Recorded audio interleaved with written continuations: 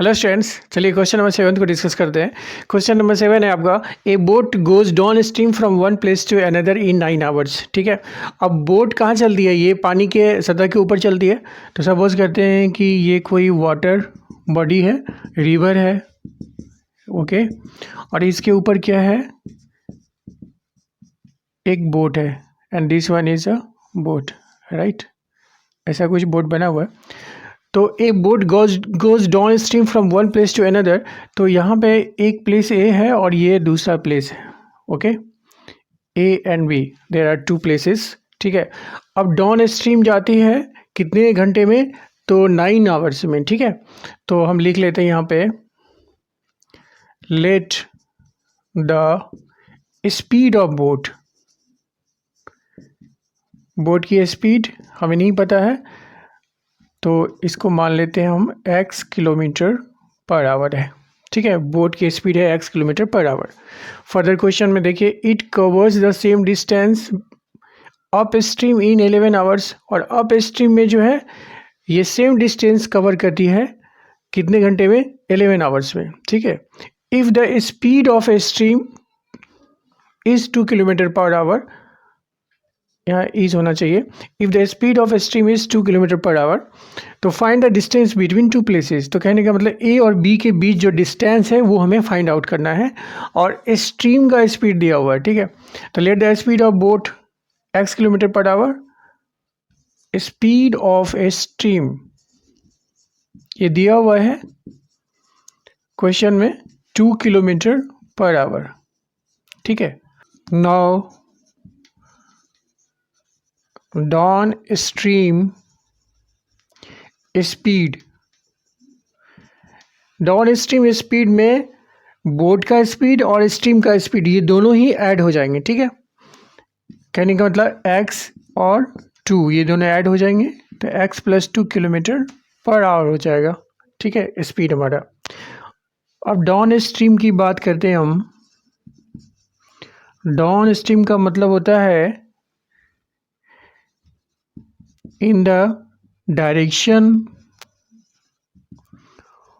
Of flow of stream, जिस तरह stream बह रही है, ठीक है, वो पानी की जो धाराएं हैं जिस तरफ चल रही है उसी तरफ क्या है, आपका बोट भी चल रहा है, राइट। इस कंडीशन में दोनों ही स्पीड, जो स्ट्रीम की स्पीड होगी और बोट की जो स्पीड होगी, वो दोनों क्या हो जाता है? ऐड हो जाता है। ठीक है, और अप स्ट्रीम में आपका क्या होता है?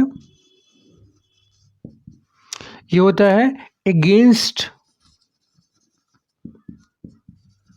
The direction of flow of stream. अब हम अप स्ट्रीम स्पीड की बात करते हैं। ये हो जाएगा आपका x - 2 kilometre per our, right.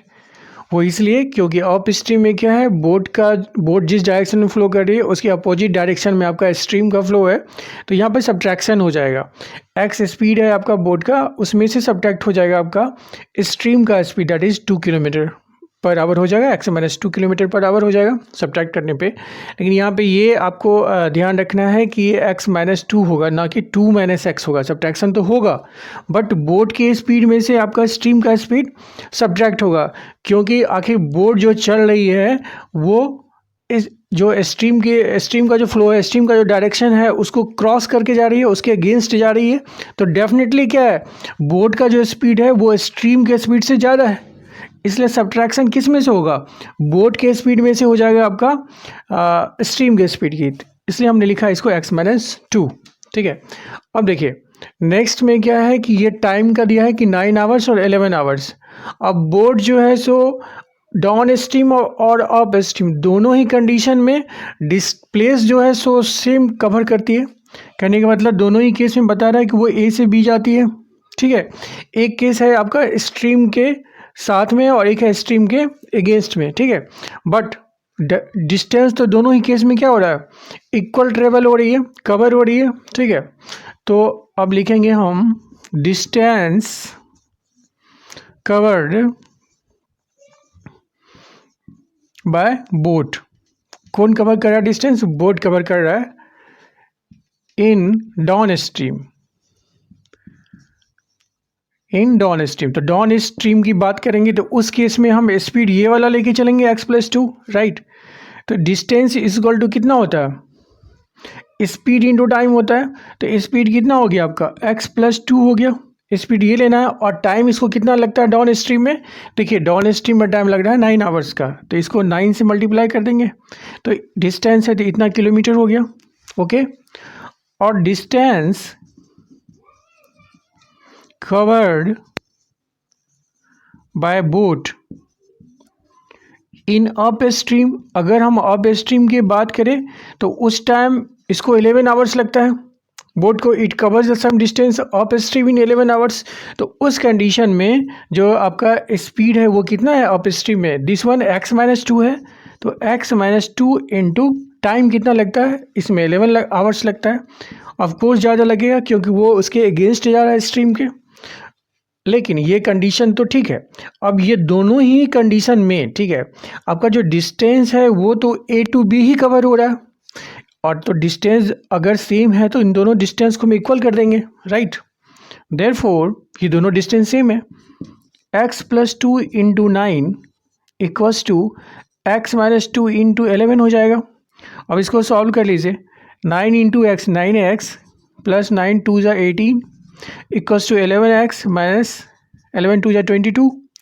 अब x वाले टर्म को एक तरफ कर लेते हैं तो यहाँ इक्वल टू 11x है, हमने 9x को इधर ले गया तो माइनस 9x हो गया। इधर प्लस 18 है पहले से, और माइनस 22 को लेफ्ट हैंड साइड ले आएंगे तो कितना होगा? प्लस 22, ठीक है। अब इधर सॉल्व कर लेते हैं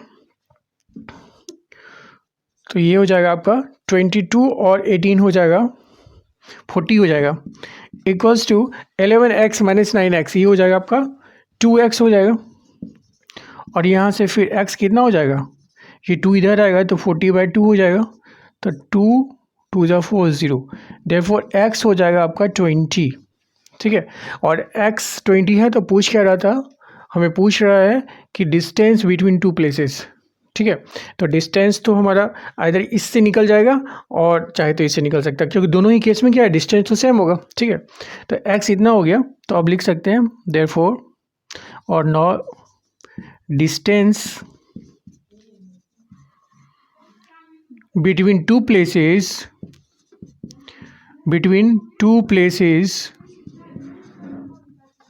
इक्वल्स टू कितना हो जाएगा डिस्टेंस?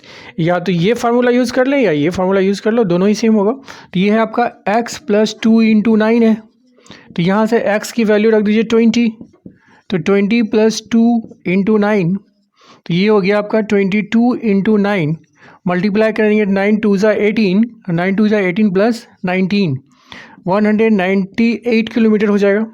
और इससे भी आप चाहे तो निकाल के देख सकते हैं, इस केस में भी उतना ही आएगा इस केस में, ठीक है। 20 - 2 हो जाएगा, x की वैल्यू रखेंगे तो 18 होगा, 18 इंटू 11 वो भी होगा आपका कितना? 198 हो जाएगा। तो this one is the required answer. Okay, thank you.